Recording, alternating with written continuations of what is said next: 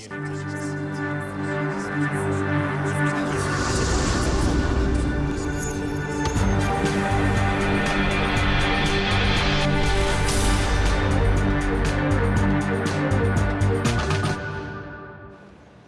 I'm Cheryl Fox. Welcome to On the Red Dot.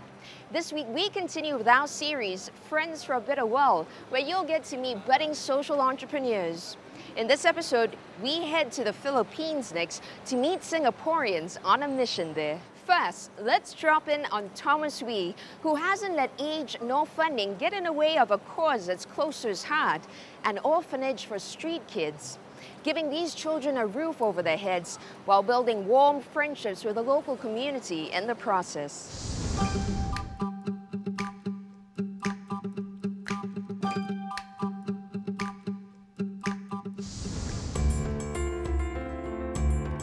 Some have been abused, others abandoned. If not for the shelter, these children will be roaming the streets of Bulacan, a province north of Manila. 53-year-old Maria Teresa Santa Teresa, who runs the orphanage, was pivotal in its creation. Before this, Maria, who's never been married, worked as a domestic helper in Singapore. In 1988, on returning to the Philippines for a holiday, her employer of 15 years, Thomas, decided that he and his family would come along with her. Little did he know that the visit would change his life forever. Remember that Mr. was telling me, those poor children, just give them proper education, especially give them food. Moved by the sad lives of the street children, the 74-year-old Singaporean decided that it was time that these children had a home.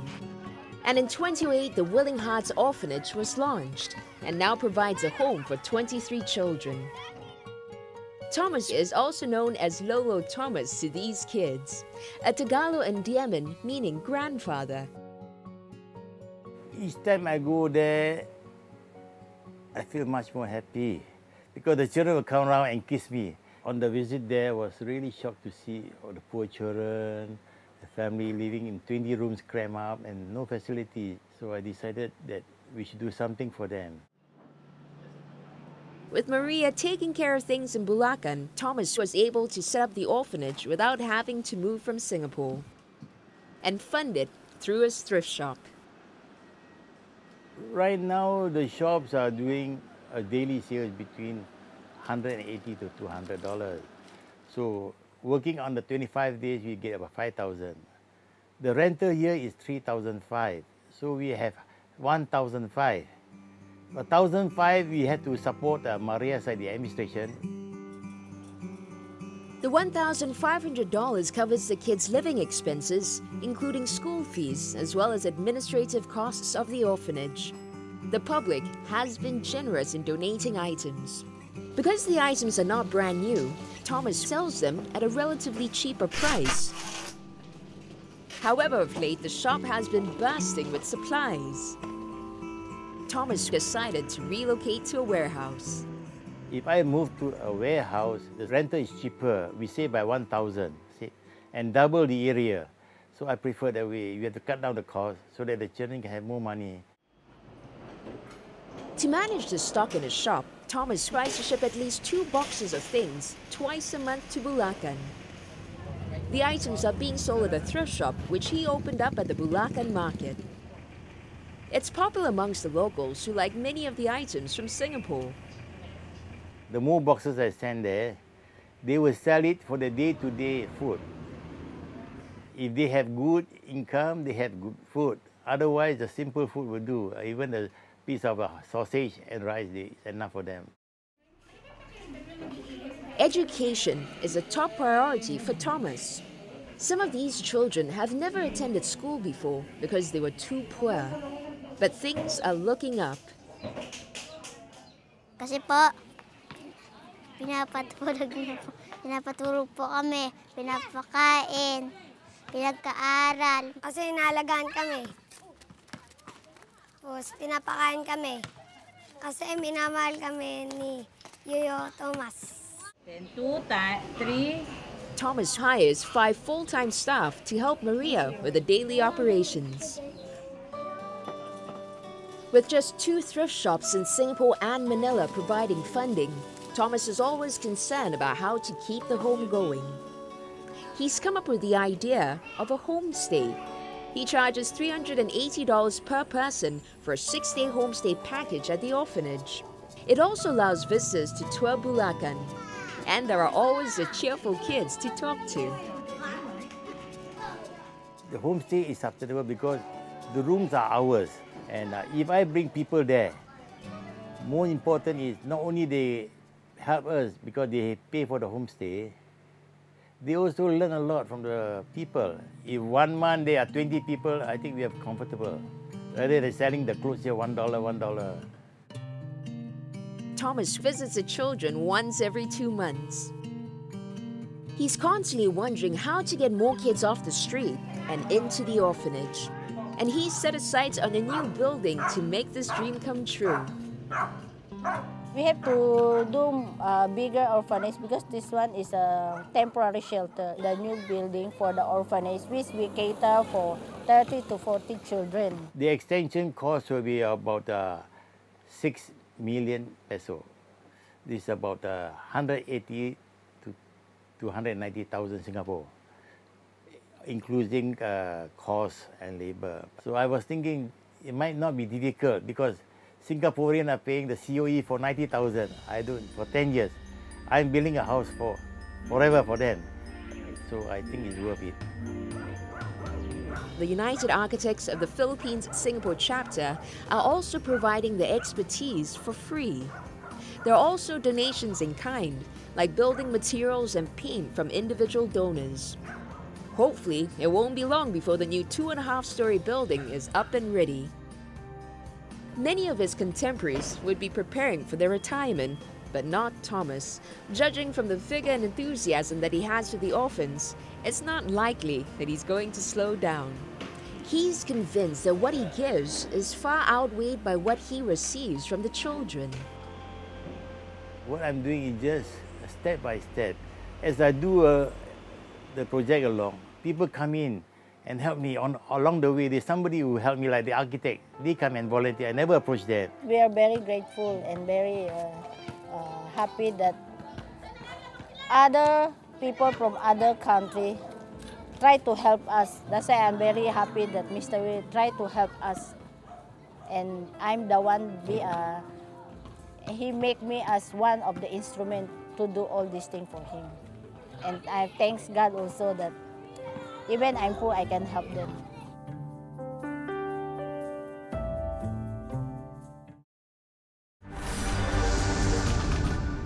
For many school dropouts with financial difficulties, securing a good-paying job can be a challenge. And even if they did manage to secure a job, moving up that career ladder can prove to be quite a feat. One Singaporean and his team have gone to the heart of Manila to change that while building close ties with the community there in the process. Solomon Deary has to babysit his 5-year-old sister.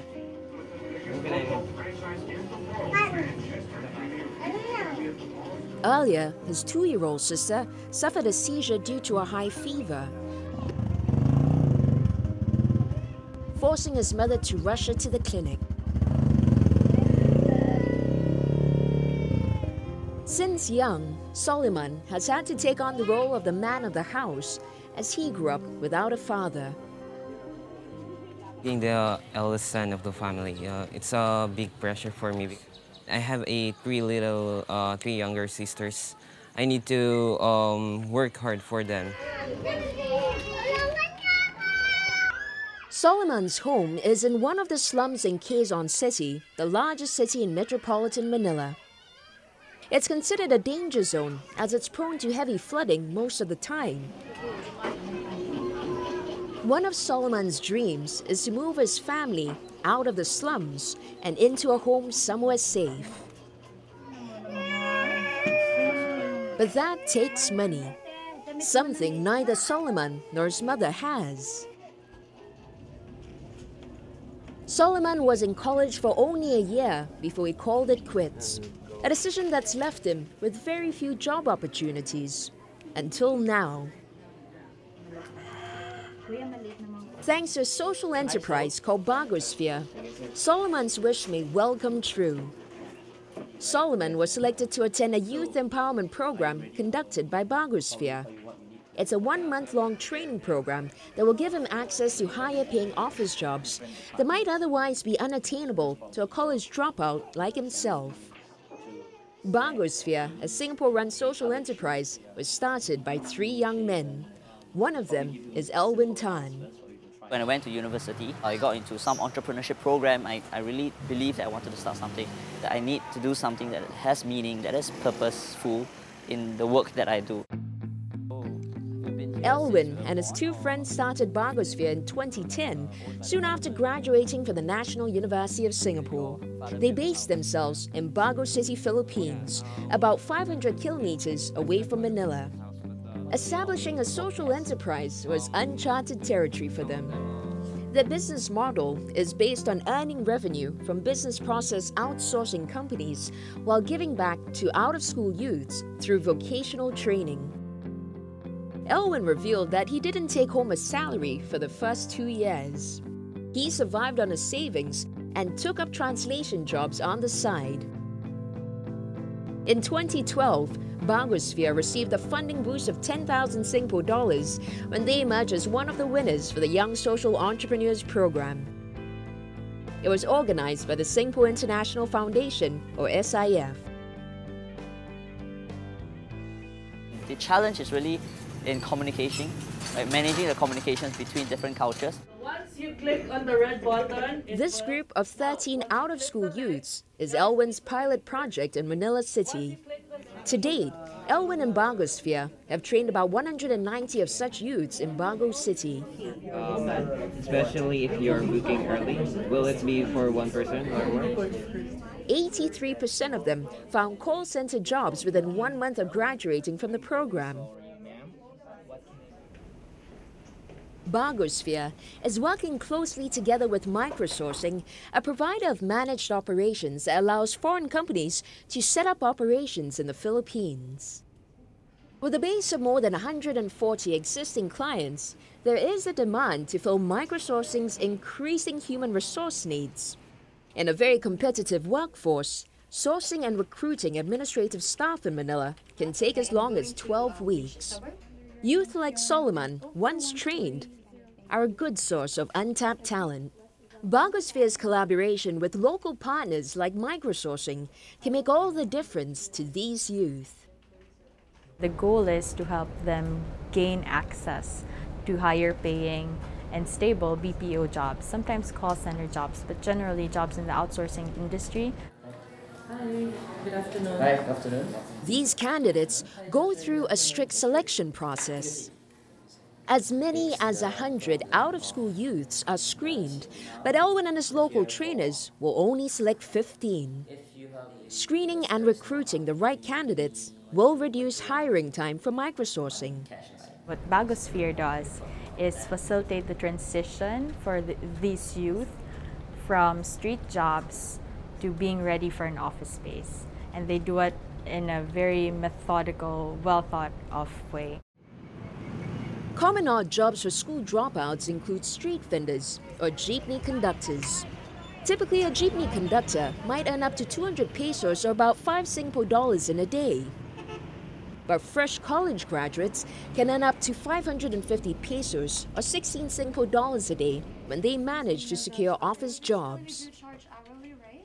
These are details familiar to Elwin, having spent so much time in the Philippines. The project has allowed him to make many friends here, giving him a different perspective on life. The emergency. That's why I understand how it's important to have savings. And a deep understanding of the struggles local youth face daily. Being paid in the training program helps pay the bills in Solomon's household. It was difficult for Solomon to convince his mother to allow him to quit his previous job as a jeepney conductor in order to attend Bagosphere's training program. To her, the idea of Solomon securing a cushy office job was too far-fetched to imagine given his lack of academic qualifications. Kahit yung nag-alinlangan ako, pero dahil sa pagpupursige din niya, na siya mismo nagsabi sa akin na kaya ko ma, at pinayagan ko na rin siya. Proud po ako talaga sa kanya. Kasi bilang ina po, ninervous po talaga ako sa every time na papasok siya. Pag ano anak, kamusta? Baka maya sabi, ma, hindi ko kaya ba? Hindi, natakot ko po talaga. A new city with new challenges. After the break, find out if Elwin can make a go of his social enterprise in Metro Manila.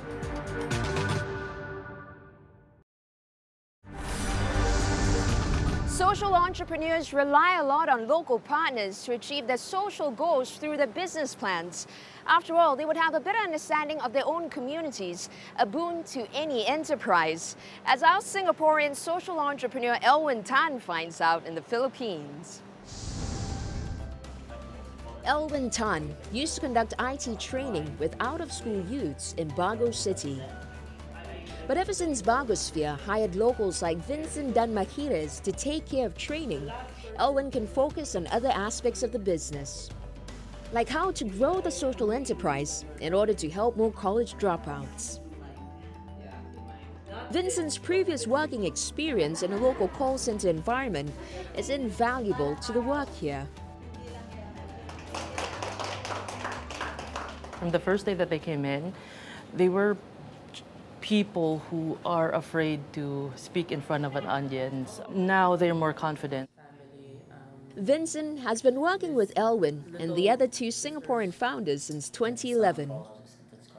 It's just amazing to know that, it's not just us who would like to help ourselves, but there are also other people outside of the country that would like to help us as well.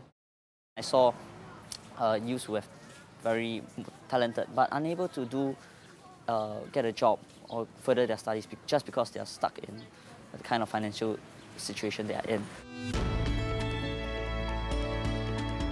He feels fortunate to be part of a group of young social entrepreneurs to draw support from, each pursuing their own dream across different countries. For Elwin, it's been a month since he launched this pilot project with his team in Manila. Next, Soliman. The yardstick on how effective and suitable their programs are in the city rests on how trainees like Solomon fare. I'm really proud of myself that I already finished this training. I am now taking one step more to achieve my dreams. We are looking forward to discussing future plans to train even more students for microsourcing to keep this to become a more sustainable project. Finding purpose and meaning in the work that he does has always been pivotal for Elwin since the day he graduated. Through Bagosphere, he hopes to train even more out-of-school youths and eventually find them jobs. To alleviate poverty through youth empowerment, right? And that's the big vision that we have. On a personal level, as we continue to run more projects like these, helping people from Manila, from Bago, and all parts of the Philippines, what is important to me is really to inculcate them the mental resilience, right? The grit to really push on to achieve what they can, to tell them that they are able to achieve if they put their hearts and mind to it. I can just imagine it's like 10 times harder than attempting to run a profit-driven enterprise, because many times you have to go against the tide and force people to come with you into this new path, the social value that you want to bring to the world, the change that you actually want to happen. And based on what I've seen from the founders of Bagosphere, from the leaders and my conversations with them, they have this compelling vision, and they also have the know-how, as much know-how and education that regular businessmen are required to have. Hi, good morning. You are? I'm Sal. Much to Solomon's delight, he's been offered a 6-month internship at Microsourcing. He's been placed in the operations department and tasked to assist clients and supervisors in ensuring a smooth flow of the daily operations there. This role will definitely increase his chances of getting a full-time job and a higher salary. Okay, so this will be very easy. I feel so excited and yet nervous. I'm excited because this is my first time to work at the office, And also nervous because I'm afraid to have mistakes, especially in office papers. I'm looking forward to be trained by this company real well. Ngayon makasahod si Suliman, ang laki na pong tulong sa amin yun. Totoo lang. Kahit ano lang, ang laki na po talaga ng tulong sa amin. Totoo lang. Kahit pinsan pag sumasahod yan, umiiyak ako. Naabot na sa akin yung pera. Bago and Manila. These two cities where Elwin has impacted young lives through Bagosphere. While the impact may seem small compared to the number of out-of-school youths that the Philippines has, Bagosphere's trainer Vincent feels the effort is still worthwhile. I've worked in a non-profit organization as well for 3 years, and I understand why they're doing this. They're more towards their social mission than just earning money. Every big thing starts from small things, right? And I think what we're doing right now, even if how small it is, it's like a ripple, right? We touch one life right now, and that person might touch another, and another, and another. Where others see hopelessness, he sees opportunity. Where others see failure, he sees potential. It's this approach to life that allows Elwin to see a future for others that many cannot even begin to imagine. After they get their office jobs, even though if you cannot see the immediate impact from the jobs, but in the long run, we hope that they are able to use this income that they've gained to be able to help themselves. We see ourselves at Bagosphere as a bridge, as an opportunity for the underprivileged youths to be able to pursue their dreams, get out of poverty, earn a good living, and build a better generation for their kids, for their future generation. We've come to the end of yet another episode in our series, Friends for a Better World. If you'd like to watch the good work that Singaporeans are doing and the friendships that they're building in our neighboring countries, head over to these websites and you'll be able to watch it online. And for a whole lot more on the show, all you need to do is check out our Facebook page. Till we meet again next week, I'm Cheryl Fox. Take care.